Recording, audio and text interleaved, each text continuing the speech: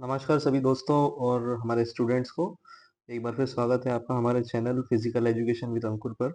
जैसा कि हमने लास्ट वीडियो में आप लोगों को बताया था कि हम जो सीबीएसई का सैंपल क्वेश्चन पेपर है फिजिकल एजुकेशन क्लास 12 का वो जल्द ही लेकर आएंगे। और हम यहाँ पर सीबीएसई सैंपल क्वेश्चन पेपर ले आए हैं और इसमें हमने इसे दो पार्ट में डिवाइड किया है, पार्ट वन और पार्ट टू में।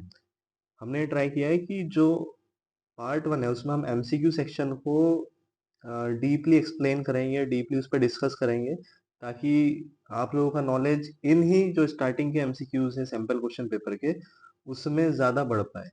तो मैंने ये ट्राई किया है कि जो एक क्वेश्चन है उसमें से मैं 4 क्वेश्चन 5 क्वेश्चंस बना पाऊँ, ताकि आपकी लर्निंग और बेटर हो पाए और इधर-उधर आपको हर सैंपल पेपर में भागना ना पड़े। तो जितने भी चारों ऑप्शंस हैं उसमें हमने डिस्कस किए हैं चारों ऑप्शंस के बारे में या उनसे कैसे क्वेश्चंस बन सकते हैं, वो भी हमने डिस्कस किया है। तो हम स्टार्ट करते हैं, ज़्यादा समय नहीं लेंगे। तो ये पार्ट 1 हम पहले डिस्कस करेंगे एमसीक्यू सेक्शन का। जस्ट इसके बाद आज ही या तो कल आपका पार्ट 2 जो सब्जेक्टिव पार्ट वाला सेक्शन है इसी सैंपल क्वेश्चन पेपर का, वो भी हम अपलोड करेंगे कि किस तरीके से सब्जेक्टिव आंसर्स आपको क्वेश्चंस आ सकते हैं और किस तरीके से हमें उसको आंसर करना है, ताकि हम फुल मार्क्स स्कोर कर सकें। ठीक है, सबसे पहले हम देख लेते हैं कि यहाँ पर पेपर पैटर्न दिया हुआ है कि किस तरीके से आपके क्वेश्चंस आने वाले हैं। यहाँ पे जो क्वेश्चन पेपर है आपका वो 5 सेक्शंस में डिवाइडेड रहेगा। तो अगर आप देख रहे हैं यहाँ पर, तो 5 सेक्शंस यहाँ पे अपने डिवाइडेड है। इसमें टोटल 37 क्वेश्चंस आएंगे। सेक्शन ए जो है आपका, ये एमसीक्यू बेस्ड सेक्शन है। तो एमसीक्यू बेस्ड क्वेश्चन सेक्शन में आपका सभी क्वेश्चन जो कंपलसरी, इट मीन्स ये है कि यहाँ पर आपको कोई भी चॉइस नहीं मिलने वाली है। इसलिए हम ज्यादा फोकस कर रहे हैं इस सेक्शन पर, क्योंकि यहाँ पर चॉइस ना मिलना मतलब हर क्वेश्चन आपको अटेंड करना है। और अटेंड करने में क्या है कि अगर कोई भी क्वेश्चन गलत होता है तो उसमें डायरेक्टली आपके अगर 99 मार्क्स या 100 मार्क्स आने वाले हैं तो भी डायरेक्टली आपके एक नंबर कट सकते हैं। तो हम इस पे अच्छे से फोकस करेंगे ताकि हम इसमें फुल मार्क्स स्कोर कर सकें। सेक्शन बी आपका, इसमें 19 टू 24 क्वेश्चन है। इसमें 6 क्वेश्चन आपको आएंगे, जिस जो 2 मार्क्स ईच उसका जो मार्क रहेगा, और उसमें से आपको 6 में से 5 क्वेश्चंस करने हैं। देन आपका just wait. उसके बाद है आपका सेक्शन सी। सेक्शन सी में 25 टू 30 क्वेश्चन जो रहेंगे वो रहेंगे आपके 3 मार्क्स के, जिसमें फिर से आपको 6 क्वेश्चन आएंगे। उसमें से आपको 5 मार्क्स का क्वेश्चन, 5 क्वेश्चन आपको अटेंड करना है। उसी के बाद सेक्शन डी आपका 31 से लेके 33 क्वेश्चन नंबर जो रहेगा वो 4 मार्क्स का रहेगा, और उसमें भी एक इंटरनल चॉइस रहेगी। और सेम सेक्शन ई में भी आपका 34 से 37 क्वेश्चन नंबर में जो ईच क्वेश्चन रहेंगे वो 5 मार्क्स के रहेंगे। उसमें से आपको 4 क्वेश्चंस में से कोई 3 क्वेश्चंस अटेंड करना है। ठीक है, तो ये था हमारा कि कैसा क्वेश्चन पेपर आएगा, किस तरीके से उसको, कहाँ का इंटरनल चॉइस है, ये हमने देख लिया। स्टार्ट करते हैं हमारा जो सेक्शन ए एमसीक्यू वाला जो पार्ट है। इसमें क्वेश्चन नंबर 1 दिया है, आइडेंटिफाई द आसना। अब यहाँ पर एक इमेज दिया है और ये क्वेश्चन आपको आएगा ही आएगा। कोई भी योगा पोज का इमेज आपको दे दिया जाएगा और उसमें 4 ऑप्शन आपको दिए जाएंगे कि ये जो इमेज है इसमें से कौन सा ऑप्शन इस इमेज का सही आंसर है। तो यहाँ पर 4 ऑप्शन आपको दिए हैं, एक इमेज दिया हुआ है। तो मैं आपको ये बताना चाह रहा हूँ कि जितने भी योगा के आसन आपके योगा एंड लाइफस्टाइल चैप्टर में हैं, आप उनको अच्छे से देख लीजिए, उनके बारे में पढ़ लीजिए। वैसे हम सैंपल पेपर्स में भी और क्वेश्चन सॉल्व करवाएंगे। अब यहाँ पर जो 4 ऑप्शंस दिए हैं उसमें सबसे पहला दिया पवन मुक्तासना। तो पवन मुक्तासना वैसे इसका सही आंसर है, पवन मुक्तासना। और इसमें 3 आसन और दिए हैं, सुखासना, चक्रासना और गौमुखासना। तो हम वो भी देख लेते हैं कि उनके इमेजेस क्या है। तो यहाँ पे आपके 4 क्वेश्चन डायरेक्टली एक ही बार में हो जाएंगे। तो ये देखिए, ये आपका चक्रासना। अब चक्रासना जो है इसको व्हील पोज भी बोला जाता है। सो चक्रासना, ये 2 क्वेश्चन और हो गए। चक्रासना का इमेज ये हो गया, जिसको व्हील पोज बोला जाता है क्योंकि इसका जो शेप है पूरा पोज जो बनता है ये व्हील जैसा बनता है। तो अगर कभी आपसे एग्जाम में पूछा जाए कि Chakrasana is also known as, so wheel pose. Then आपका सुखासना, जिस पोज में हम मेनली बैठ करके खाना खाते हैं कभी कभी घर पे, तो उसको हम बोलते हैं इजी पोज या इजी सिटिंग पोज। तो 2 क्वेश्चन आपके यहाँ पर और हो गए। तो Sukhasana is also known as easy sitting pose, and ये इमेज है आपके सुखासना का। इसी के साथ जो आपका काउ फेस पोज, गोमुख आसन जो ऑप्शन में दिया है, तो Gomukh Asana is also known as cow face pose and this is the image of Gomukh Asana. ठीक है, तो यहाँ हमारे कुछ क्वेश्चंस और बन गए। तो यहाँ पे हम देख लेते हैं कि पवन मुक्तासना को हम और क्या बोलते हैं। पवन मुक्तासना का एक और नाम है wind relieving pose, wind relieving pose. ठीक है, सुखासना का हमने पढ़ ही लिया है, सुखासना का क्या नाम था, easy sitting pose, easy sitting pose. Then Chakrasana का wheel pose and Gomukh Asana का काउ फेस पोज। ठीक है, तो ये हो गया आपका क्वेश्चन नंबर 1। हम आगे बढ़ते हैं नेक्स्ट स्लाइड पे हमारी। अब क्वेश्चन आपसे पूछा गया है शलभासना पोज रेफर्स टू। देखिए, हमने लास्ट क्वेश्चन में पढ़ा है काउ पोज के बारे में हमने पढ़ा है, तो काउ पोज को तो हम क्या बोलते हैं, काउ पोज को हम बोलते हैं गौमुख आसन। फिश पोज जो है उसको हम बोलते हैं मत्स्य आसना, मत्स्य आसना। ठीक है, और कोबरा पोज को हम बोलते हैं भुजंगासन। भुजंगासन बहुत कॉमन आसन है, सभी लोगों को हो सकता है पता होगा, एक बार फिर लिख देता हूं मैं, मत्स्य आसना। देन आपका भुजंगासन, काउ फेस, काउ पोज आपको पता ही है, गोमुख आसन, और ग्रास हॉपर पोज जो है उसको हम बोलते हैं शलभासना। तो Shalabhasana will be the right answer. कुछ क्वेश्चंस यहाँ पे और आपके बन गए। देन हम आगे बढ़ते हैं। Reactive aggression is also called, reactive aggression, reactive aggression जो होता है ये हॉस्टाइल एग्रेशन को भी बोला जाता है। तो हम कभी भी आपको ऐसा क्वेश्चन आए reactive aggression is also known as what, या impulsive aggression is also known as what, या hostile aggression is also known as what, so the आपका जो रिएक्टिव एग्रेशन है, reactive plus hostile plus impulsive, ये जो तीनों aggression आपके हैं, ये इनका जो मोटो होता है, या ये जो एग्रेशन यूज किए जाते हैं, ये सिर्फ इसलिए यूज किए जाते हैं ताकि वो इंडिविजुअल जो इस एग्रेशन को यूज कर रहा है वो सामने वाले अपोनेंट को या प्लेयर को हार्म कर पाए। हार्म कर पाए मतलब इंटेंशनली हार्म कर पाए। ठीक है, तो इसमें जो एग्रेशन होता है या इंडिविजुअल को गुस्सा आता है तो डायरेक्टली क्या करता है, सामने वाले इंडिविजुअल को हार्म करने का ट्राई करता है। जैसे अगर मैं बॉक्सिंग की बात करूं, एग्जांपल दूं मैं आपको, तो बॉक्सिंग में क्या है कि जैसे बिलो द बेल्ट मारना अलाउड नहीं है, जो बिलो द बेल्ट पंच अगर मारा गया तो उसको हम बोलेंगे हॉस्टाइल एग्रेशन, है ना। उसी में उसी के साथ दिया हुआ आपको ये ऑप्शन बी तो इसका सही हो गया, हॉस्टाइल एग्रेशन। उसी में ऑप्शन ए आपको दिया हुआ है इंस्ट्रूमेंटल एग्रेशन। इंस्ट्रूमेंटल एग्रेशन क्या है, इंस्ट्रूमेंटल एग्रेशन को हम सर्व एज अ मीन्स भी बोलते हैं, या चैनल्ड एग्रेशन भी इसको बोला जाता है। तो इसका जो मेन एम होता है कंपटीशन को जीतने का होता है। तो जो भी एग्रेशन इसमें यूज किया जाता है वो सामने वाले इंडिविजुअल को हार्म करने के यूज नहीं किया जाता है, कंपटीशन जीतने के लिए यूज किया जाता है। ठीक है, इट मींस इसको चैनल एग्रेशन भी बोला जाता है, मैंने जैसा आपको बताया। मींस क्या है कि अगर हम सामने वाले को हर्ट नहीं करेंगे, मतलब जो गेम का जो रूल है वो मार करके ही जीतना है। जैसे रग्बी या बॉक्सिंग, तो बॉक्सिंग में आपको पंच मारना पड़ेगा सामने वाले को, तो जो रूल्स के अंदर आते हैं, जो रूल्स के अंदर जो भी स्किल्स आते हैं उसके अकॉर्डिंग अगर आप करते हैं तो वो इंस्ट्रूमेंटल एग्रेशन में आता है।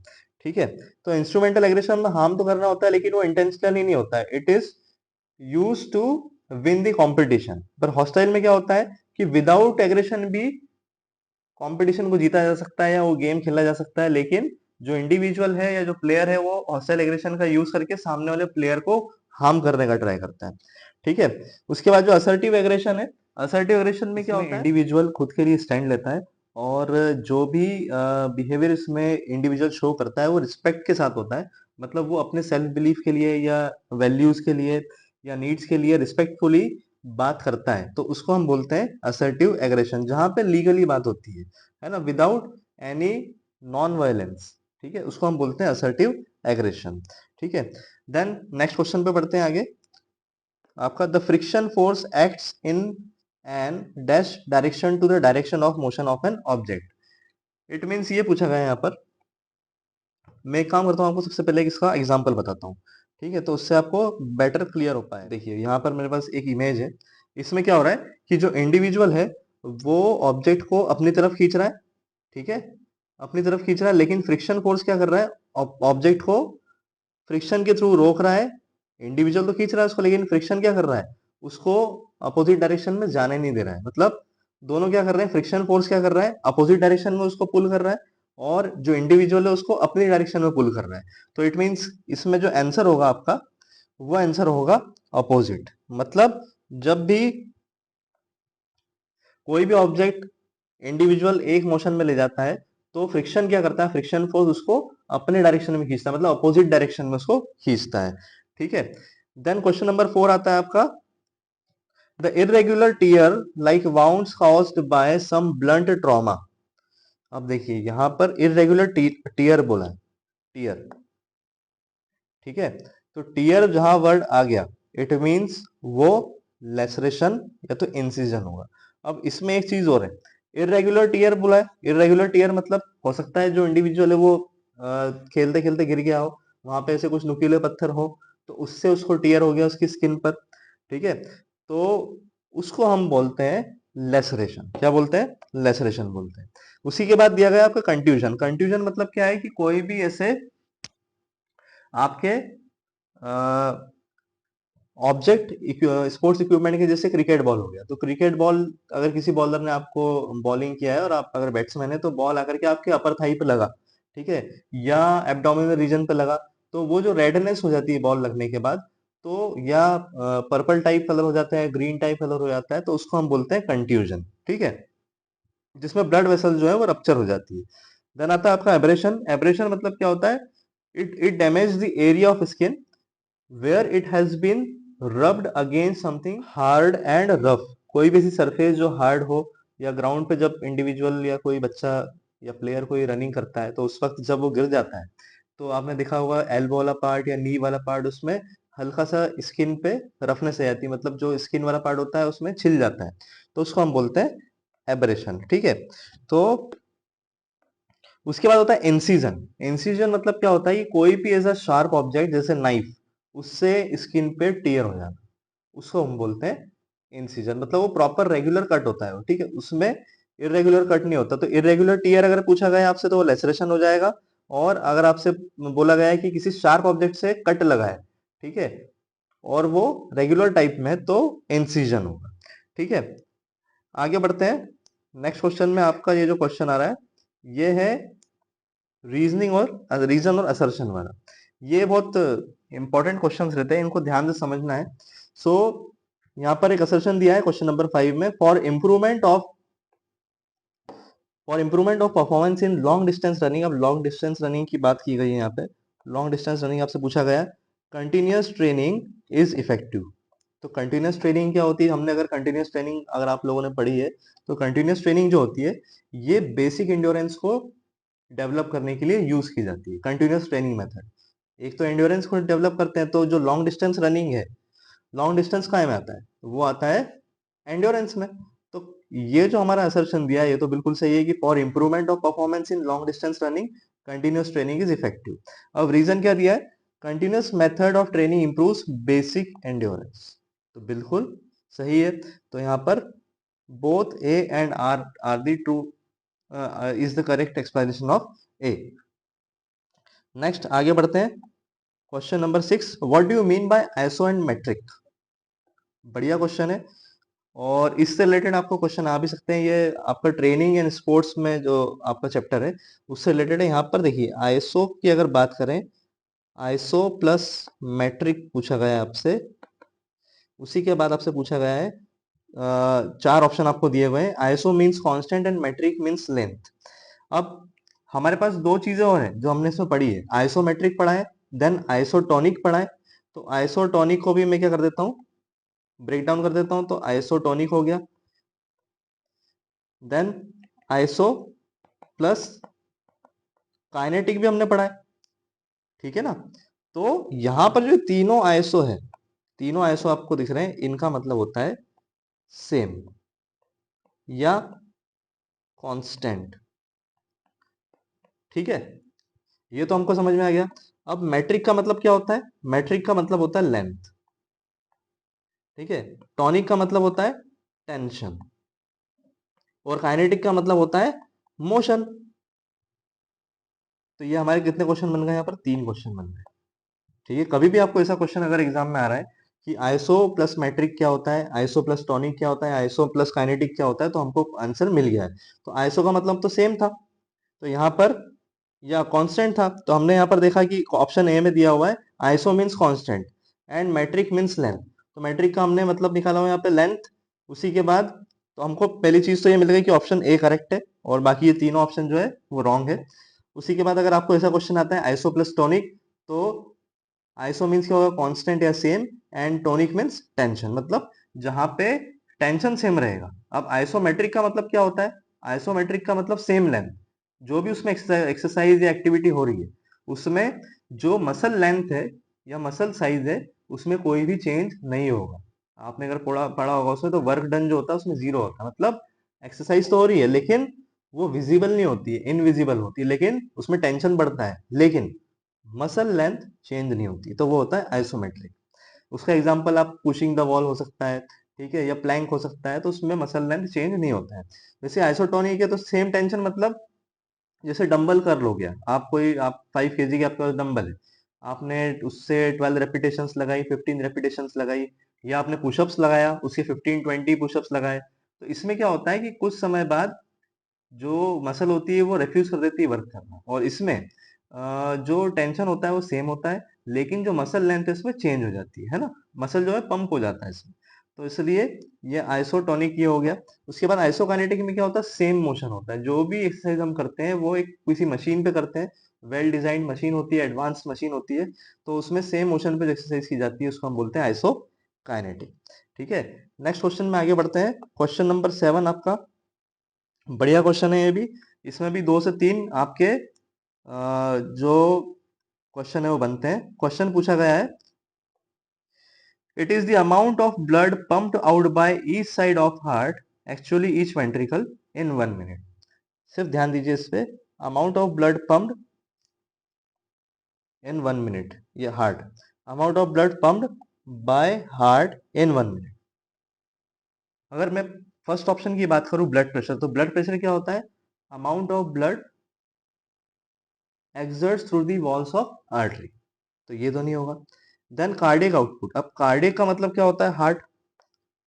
आउटपुट मतलब ओवरऑल, मतलब ओवरऑल क्या आउटपुट निकला, तो उसके बाद ब्लड वॉल्यूम है, तो ये तो नहीं होगा। और उसी के बाद डी ऑप्शन जो दिया गया है, इसमें डी ऑप्शन यहाँ पे नहीं लिखा है, नेक्स्ट पेज में है, तो डी ऑप्शन जो है वो शायद एक बार देख लेता हूं मैं, डी ऑप्शन क्या दिया गया है।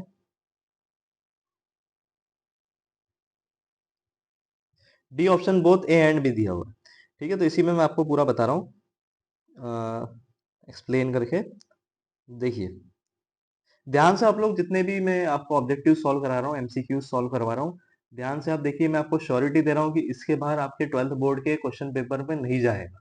आप ध्यान से देखिएगा, और जहां भी आपको कंफ्यूजन लगता है कमेंट सेक्शन में आप कमेंट कर सकते हैं, तो मैं आपको उसमें आपकी क्वेरीज सॉल्व करने का या डाउट सॉल्व करने का पूरा पूरा ट्राई करूंगा। अब देखिए यहाँ पर कार्डियक आउटपुट दिया, कार्डियक आउटपुट का मतलब क्या होता है?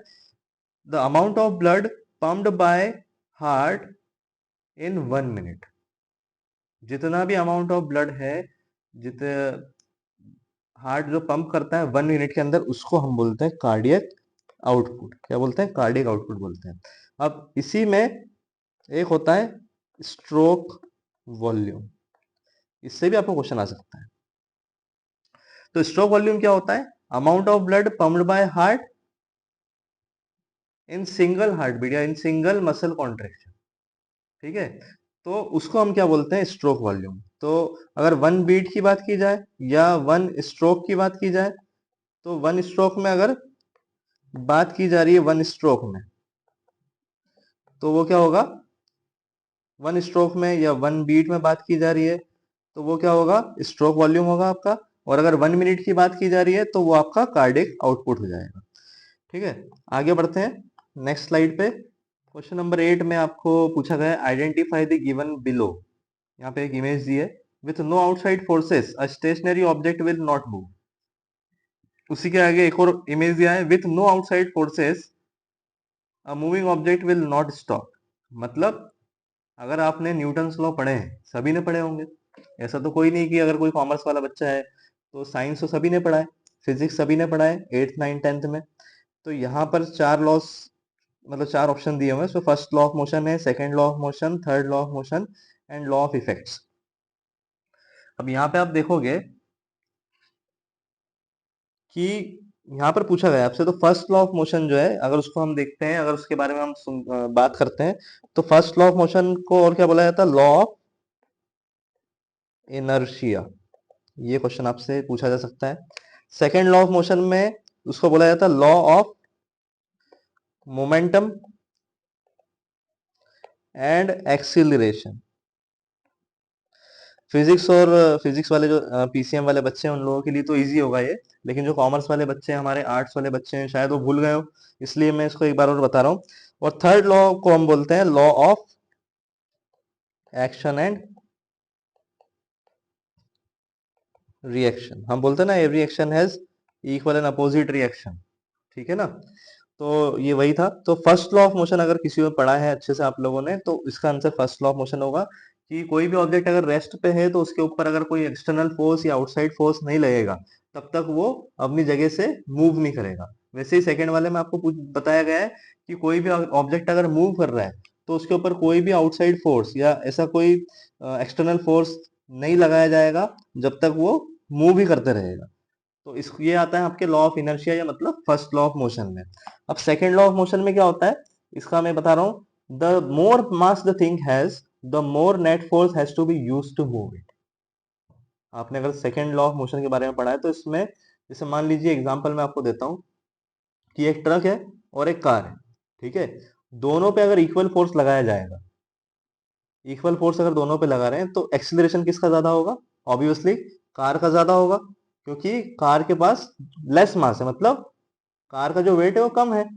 तो इस टाइप का अगर क्वेश्चन आपको आता है तो वो आएगा आपका, उसका जो आंसर होगा सेकेंड लॉ ऑफ मोशन होगा। और थर्ड लॉ आपको पता ही है, हमेशा अगर मैंने बॉल थ्रो की कहाँ पर, वॉल पे थ्रो की, तो ये मेरा एक्शन है, और वॉल से लग कर ये बॉल वापस से मेरे पास आ रहा है, ठीक है। तो वो क्या हुआ, रिएक्शन हुआ। तो रिएक्शन किसने किया, वॉल ने किया, ठीक है। तो इस टाइप के क्वेश्चन आपको न्यूटन्स लॉ में देखने को मिल सकते हैं। अब एक और आपसे पूछा है, Newton's third law of motion is also known as. देखिए, अभी जस्ट हमने ऊपर ही पढ़ा है और इसका आंसर हमको मिल गया। थर्ड लॉ ऑफ मोशन हमने पढ़ा था, तो थर्ड लॉ ऑफ मोशन में क्या बोला जाता है, एक्शन एंड रिएक्शन भी बोला जाता है। लॉ ऑफ इनर्शिया हमने फर्स्ट लॉ ऑफ मोशन का पढ़ा था, रिजल्टेंट फोर्स तो नहीं होगा। लॉ ऑफ इफेक्ट जो है ये तो थोड़ा डीप ऑप्शन दे दिया गया है। ये जो लॉ ऑफ इफेक्ट है ये ईल थॉर्नडाइक ने दिए है, तो ये आपके कोर्स में भी नहीं है। तो लॉ ऑफ रिएक्शन जो है इसका सही आंसर होगा। आगे बढ़ते हैं, क्वेश्चन नंबर 9। बढ़िया क्वेश्चन है ये भी।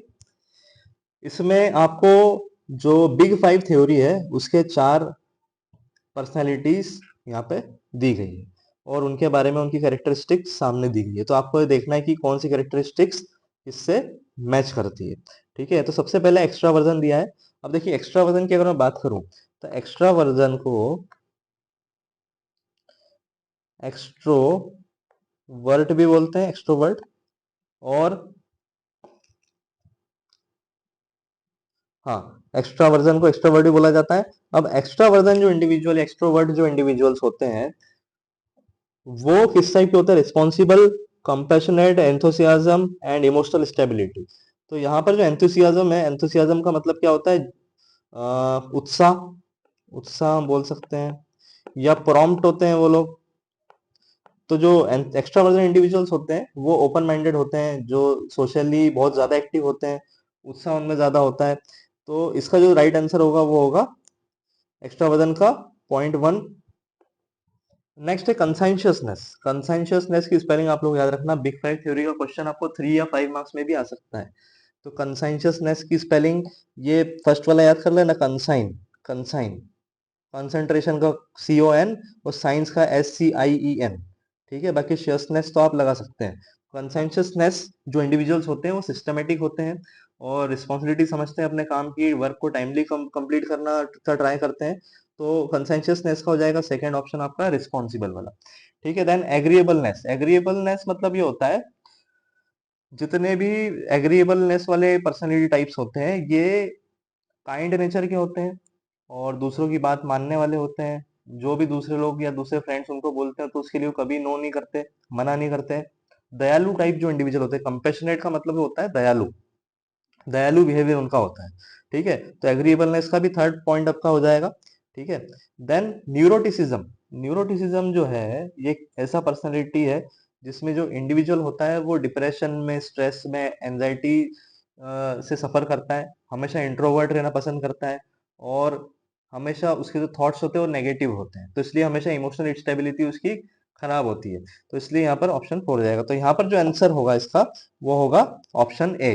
फर्स्ट का 1, सेकंड का 2, थर्ड का 3 एंड फोर्थ का 4। ठीक है, इसी में एक पर्सनालिटी टाइप और है, अगर मैं बात करूं तो उसकी वो है आपका ओपननेस। ओपननेस जो है, ऐसे इंडिविजुअल होते हैं जो कि ज्यादातर नई चीजें सीखना पसंद करते हैं, हमेशा कुछ नया करने का ट्राई करते हैं, हमेशा उनको नई चीजें जानने की उत्सुकता बहुत ज्यादा रहती है, एक्साइटमेंट ज्यादा रहता है। तो वो ऐसे इंडिविजुअल जो होते हैं ओपन माइंडेड भी होते हैं और ओपन होते हैं, तो इसलिए उनका नाम रखा जाता है ओपननेस। और अगर ये पांचों बिग 5 थ्योरीज आपको याद करना है तो मैं एक ट्रिक बता रहा हूँ आपको। तो अगर आप इनको चारों के नाम, अगर पांचों के नाम अगर भूल रहे हैं तो एक ट्रिक से मैं आपको बता देता हूँ। अगर आप OCEAN, ओशियन वर्ड याद कर लेंगे तो ओ से आपका ओपननेस हो जाएगा, सी से कंसेंशियसनेस, ई से एक्स्ट्रावर्जन या एक्सट्रोवर्ट, ठीक है, ए से एग्रीएबलनेस और एन से neuroticism.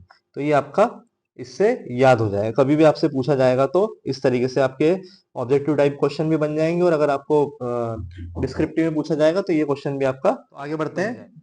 Given below are two statements, one of which is labelled as assertion and the other is labelled as reason. Assertion दिया है, scurvy is cause due to the deficiency of vitamin C. ये तो सही है, vitamin C की deficiency से scurvy होता है, जिसमें आपकी जो गम ब्लीडिंग है उसमें गम ब्लीडिंग होता है, या लिम्ब पेन आपको होने चालू हो जाता है, बॉडी में वीकनेस होना चालू हो जाती है, इम्यून सिस्टम कमजोर हो जाता है, एनीमिया होने के चांसेस ज्यादा रहते हैं। ठीक है, तो असर्शन तो आपका बिल्कुल सही है। देन रीजन पूछा गया, the disease sets in when the diet does not include fresh vegetables and fruits for a long time.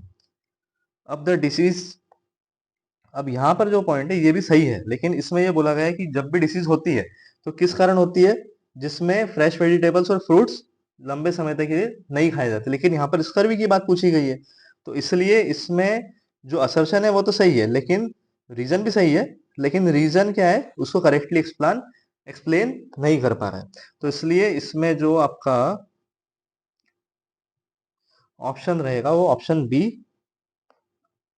Option B आपका जो रहेगा वो सही रहेगा। ठीक है, करेक्ट माना जाएगा। Both A and R true but R is not the correct explanation of ए।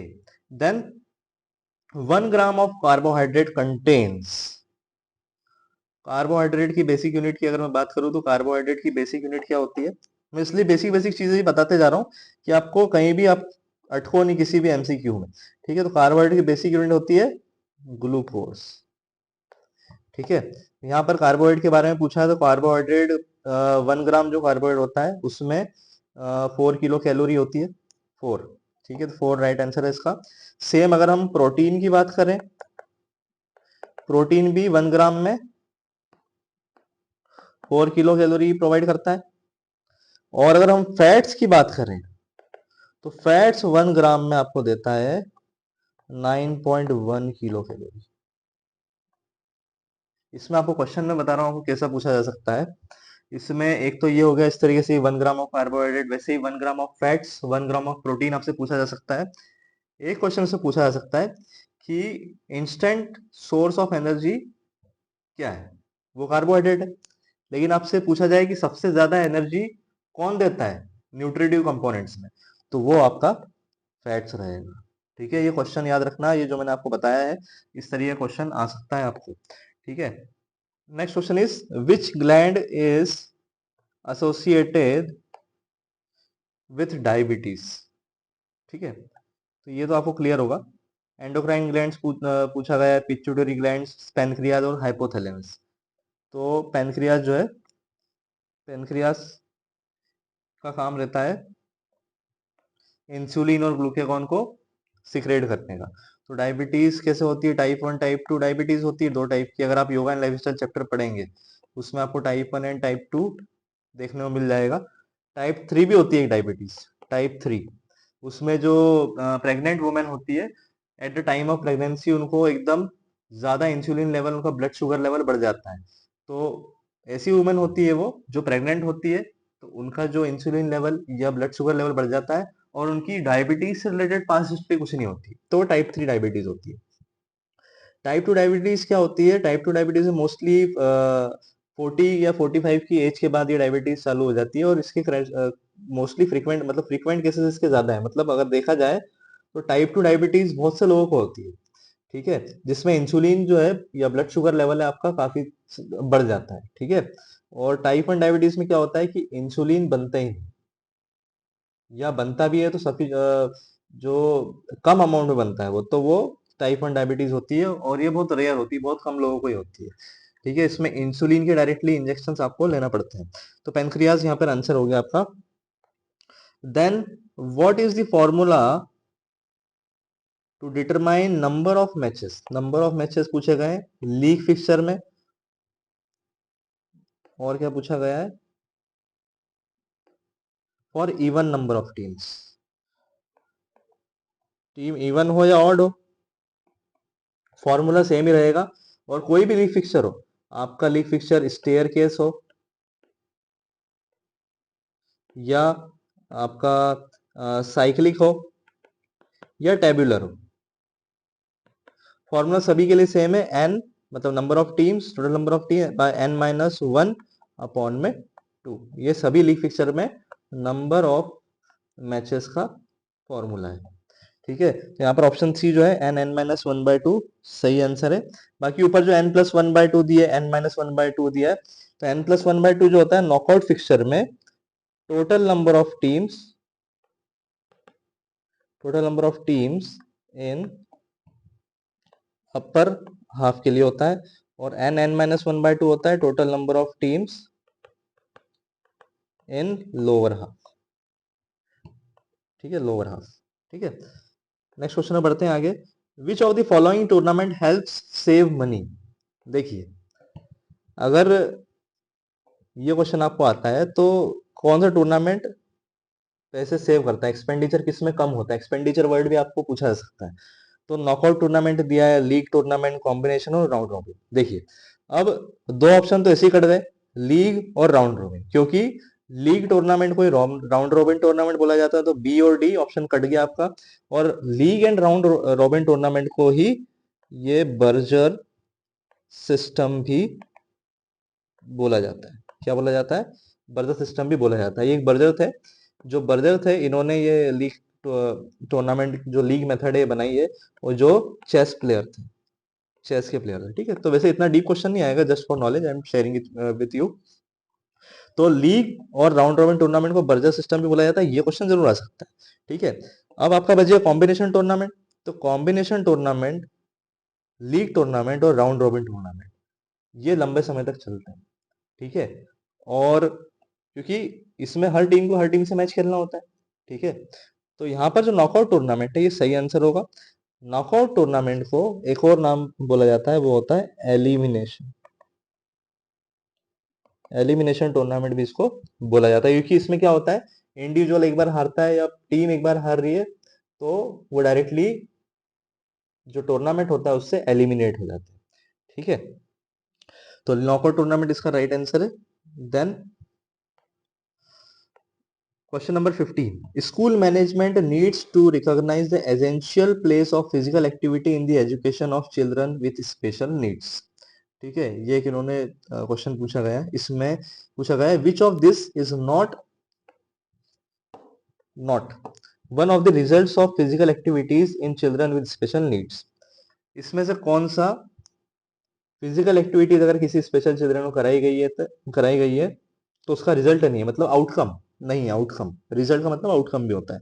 ठीक है, तो सबसे पहले दिया इंप्रूवमेंट इन कॉन्फिडेंस, ये तो बढ़ेगा। इंप्रूवमेंट इन एंड्योरेंस, एंड्योरेंस भी बढ़ेगा अगर फिजिकल एक्टिविटी इंडिविजुअल करेगा तो। इंक्रीज इन डिप्रेशन, इसमें हमको डाउट है। Last, better hand eye coordination, मतलब एजिलिटी या कोऑर्डिनेटिव एबिलिटी बढ़ेगी। तो डिप्रेशन जो है कभी फिजिकल एक्टिविटी से बढ़ता नहीं है, वो हमेशा डिक्रीज होता है। तो आंसर सी, जो आपका ऑप्शन सी है वो करेक्ट है। आगे बढ़ते हैं, इसी में एक और क्वेश्चन पूछा गया, if the menstruation cycle does not begin at puberty, कोई मेंस्ट्रुएशन साइकिल अगर प्यूबर्टी पे नहीं आ रही है तो द कंडीशन इज कॉल्ड, उस कंडीशन को हम क्या बोलते हैं। अगर मेंस्ट्रुएशन साइकिल, देखिए मैं चारों ऑप्शन दिए, चारों ऑप्शन के बारे में बात करूंगा। अगर मेंस्ट्रुएशन साइकिल प्यूबर्टी के वक्त नहीं आ रही है तो उसको हम क्या बोलते हैं, प्राइमरी एमेनोरिया। ठीक है, फिर आता है आपका सेकेंडरी एमेनोरिया। सेकेंडरी एमेनोरिया मतलब क्या होता है, एब्सेंस ऑफ 3 और more periods in a row by someone who has had periods in past. ठीक है, जिस भी वुमेन को पहले पीरियड्स आए थे पास्ट में, तो उनका जो अब आगे वाले पीरियड्स आ रहे हैं उनमें 3 से ज्यादा एब्सेंस हो गया पीरियड्स का, तो उसको हम बोलते हैं सेकेंडरी एमेनोरिया। ठीक है, क्वेश्चन ऐसा आता है, अगर एब्सेंस ऑफ 3 और more periods in a row by someone who has had periods in past. ठीक है, तो उसको हम बोलते हैं सेकेंडरी एमेनोरिया। और मेनली क्या होता है कि से प्रेगनेंसी के वक्त जो होता है ये मोस्ट कॉमन है, सेकेंडरी एमेनोरिया, वुमेन्स को प्रेगनेंसी के वक्त ये ज्यादा होता है। देन ओलिगोमेनोरिया, ओलिगोमेनोरिया में क्या होता है, टाइप ऑफ एबनॉर्मल, ये एक टाइप ऑफ एबनॉर्मल मेंस्ट्रुएशन है दैट इन्वॉल्व्स इनफ्रीक्वेंट पीरियड्स। इसमें इनफ्रीक्वेंट पीरियड्स आते हैं, मतलब कभी भी जो पीरियड्स है वो आने लग जाते हैं, तो इसको बोलते हैं ओलिगोमेनोरिया। ठीक है, abnormal menstruation that involves infrequent periods. Then आता है डिस्मेनोरिया। डिस्मेनोरिया मतलब ये होता है कि जो मेंस्ट्रुएशन पीरियड होते हैं वो बहुत पेनफुल होते हैं, और जो पेन अकर होता है, जो पेन ज्यादा होता है वो किस एरिया में होता है, आपके लोअर एब्डोमिनल और पेल्विस रीजन। ठीक है, तो ये चारों हमने इसके बारे में बात की है, तो इसको एक बार ध्यान से अगर सुन लेना फिर से, तो आपके जो चारों ऑप्शन में से अगर कोई सा दूसरा क्वेश्चन बन के आता है तो आप इजीली इसको सॉल्व कर पाओगे। देन आगे बढ़ते हैं, क्वेश्चन नंबर आपका 17। क्वेश्चन नंबर 17 में आपसे पूछा गया, senior citizen fitness test the range of age group is. जो सीनियर सिटीजन फिटनेस टेस्ट है जिसको हम Rikli and Jones fitness test भी बोलते हैं, और इसका एक और नाम है, उसको हम बोलते हैं फलरटन फंक्शनल फिटनेस टेस्ट। ये फलरटन फंक्शनल फिटनेस टेस्ट है ना, ये इसका क्वेश्चन आपको आ सकता है। ये Rikli and Jones fitness test और सीनियर सिटीजन फिटनेस टेस्ट ये सभी जानते हैं, लेकिन फलरटन बहुत कम लोग, क्योंकि क्या होता है कि जो कैंडिडेट की बुक है या दूसरी कुछ कुछ ऐसी बुक्स हैं, बहुत सारे पब्लिकेशंस हैं, तो किसी किसी बुक में फलरटन फंक्शनल फिटनेस टेस्ट नहीं दिया गया, तो फलरटन फंक्शनल फिटनेस टेस्ट भी इसको बोला जाता है। तो सीनियर सिटीजन फिटनेस टेस्ट की अगर मैं बात करूँ, डायरेक्टली आपका आंसर यहाँ पर दिख रहा है, ऑप्शन है 60 एज से लेकर के 94 एज तक के इंडिविजुअल्स के लिए ये टेस्ट कराया जाता है। ठीक है, आखिरी क्वेश्चन इसका जो आपके एमसीक्यू वाले पार्ट का है वो अपन देख लेते हैं।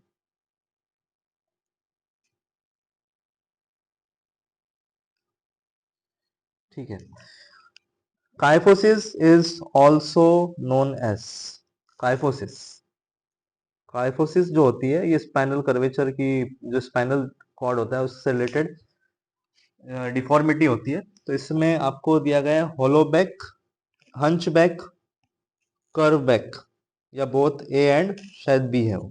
ठीक है, तो होलोबैक को अगर हम बात कर रहे हैं तो होलोबैक को हम बोलते हैं लॉर्डोसिस, और लॉर्डोसिस किस रीजन में होता है, लंबर स्पाइन में, जिसमें लंबर स्पाइन का फॉरवर्ड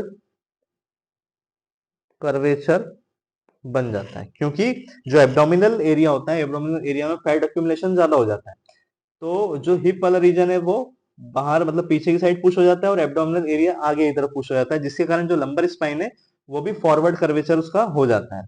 ठीक है, देन आता है आपका हंचबैक, हंचबैक बोला जाता है काइफोसिस को, तो ये आपका इस क्वेश्चन का राइट आंसर है, हंचबैक।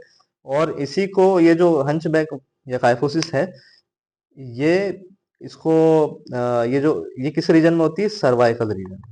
किस रीजन में होती है? सर्वाइकल रीजन में होती है। ठीक है, जिसमें नेक जो है वो फॉरवर्ड ड्रॉप हो जाती है, और जो हम बोल सकते हैं हिंदी में कुबर टाइप जो होता है ना, कुबर टाइप शेप इंडिविजुअल का हो जाता है इसमें। देन आता है curve back. Curve back mainly क्या होता है? स्कॉलियोसिस को बोला जाता है। इसमें सी शेप और एस शेप बनते हैं स्कॉलियोसिस में, जिसमें लेटरल कर्वेचर होता है स्पाइन का। लेटरल कर्व, लेटरल कर्व मतलब या तो राइट की तरफ झुक जाएगा आपका जो पूरा, मतलब राइट की तरफ चला जाएगा पूरा स्पाइनल कॉर्ड, या लेफ्ट की तरफ। आपने अगर पुष्पा मूवी देखी होगी तो उससे आप समझ सकते हैं, ये एक एग्जांपल के तौर पे बता रहा हूँ मैं आप लोगों को। पुष्पा मूवी अगर आपने देखी होगी तो उसमें एक वो जो हीरो होता है उसका जो एक शोल्डर अप होता है, एक शोल्डर डाउन होता है, तो वो जो डिफॉर्मिटी है उसको हम बोलते हैं स्कॉलियोसिस। स्कॉलियोसिस बोलते हैं। ठीक है, तो ये जो स्कॉलियोसिस, ये जो पार्ट दिए हैं आपके, लॉर्डोसिस, स्कॉलियोसिस और काइफोसिस, ये किससे रिलेटेड है? आपके स्पाइन रिलेटेड। ये आपसे पूछा जा सकता है कि लॉर्डोसिस, काइफोसिस और स्कॉलियोसिस, ये ऐसा पूछा जा सकता है कि out of the following deformities इसमें से कौन सा स्पाइनल रिलेटेड है?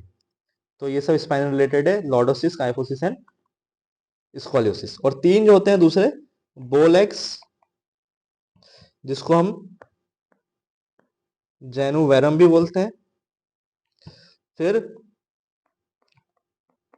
नॉकनीस, जिसको हम जेनुवेलगम भी बोलते हैं, और आपका फ्लैट फुट, जिसको हम बोलते हैं फॉलन आर्च या पीस प्लानस, ये ऐसे आखिरी में। ठीक है, इससे रिलेटेड आपको क्वेश्चंस भी आ सकते हैं, जो आपके बोन रिलेटेड, जो लोअर बोन रिलेटेड, आपके जो थाई मतलब आपका नीज रिलेटेड और फुट रिलेटेड जो डिफॉर्मिटी है वो तीनों है। ठीक है, तो यहाँ पर आपका जो एमसीक्यू वाला पार्ट है खत्म होता है। तो अगर आपको वीडियो अच्छा लगा हो, अपने फ्रेंड्स को शेयर कीजिए, ताकि उनका भी नॉलेज गेन हो पाए, वो भी अच्छा स्कोर कर पाए बोर्ड फिजिकल एजुकेशन एग्जाम में। और जुड़े रहिए हमसे। और नेक्स्ट वीडियो में पार्ट 2 हम डालेंगे सब्जेक्टिव टाइप का। ठीक है, सब्जेक्टिव टाइप पे जो क्वेश्चन यहाँ पे दिए हुए हैं नीचे, इन पे हम डिस्कस करेंगे किस तरीके से क्वेश्चन आ रहे हैं, किस तरीके से और क्वेश्चन आ सकते हैं, इनको किस तरीके से हमको लिखना है, उन पे भी हम प्रॉपरली डिस्कस करेंगे। ठीक है, और भी सैंपल पेपर जो बोर्ड लास्ट ईयर बोर्ड का सैंपल पेपर है उसके एमसीक्यूज हम नेक्स्ट वीडियो में लाएंगे। तो stay connected and thank you so much.